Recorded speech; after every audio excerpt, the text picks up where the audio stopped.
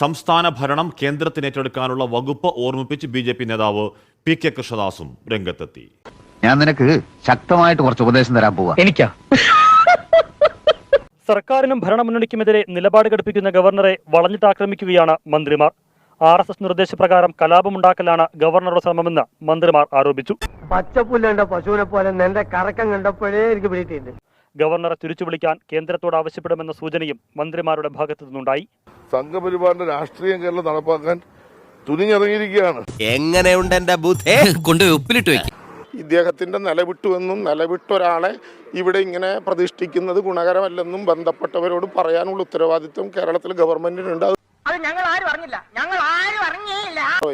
അതൊരു വിചിത്ര ജീവിയെ പോലെയാണ് അദ്ദേഹം പെരുമാറിക്കൊണ്ടിരിക്കുന്നത്. അതുകൊണ്ട് തന്നെ അതിൻ്റെതായ ചില അഹംഭാവങ്ങളൊക്കെ എനിക്കുണ്ട്. എത്രയും പെട്ടെന്ന് ഇതൊന്ന് കേന്ദ്ര സർക്കാർ നിലപാട് സ്വീകരിക്കും. അത് നമുക്കിപ്പോ കിട്ടുന്നില്ല.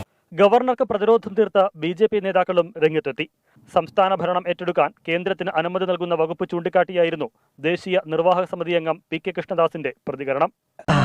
ഇപ്പൊ കിട്ടൂടാ, ഇപ്പൊ കിട്ടും. അല്ല, 356 വകുപ്പ് ഭരണഘടനയിൽ ഉണ്ട് എന്ന് പിണറായി വിജയൻ മനസ്സിലാക്കുക നല്ലതാ. സീരിയസ് ആയിട്ട് പറഞ്ഞാണോ അല്ലെങ്കിൽ നമ്മള് പുതിയതാണോ? അല്ല, അങ്ങനെ ഉണ്ട്. ഞങ്ങള് 356 വകുപ്പ് ഉപയോഗിച്ച് ഏതെങ്കിലും ഗവൺമെന്റിനെ പിരിച്ചുവിടണം എന്നൊന്നും ആവശ്യപ്പെടുന്നില്ല. എന്റെ ഭാഗ്യം.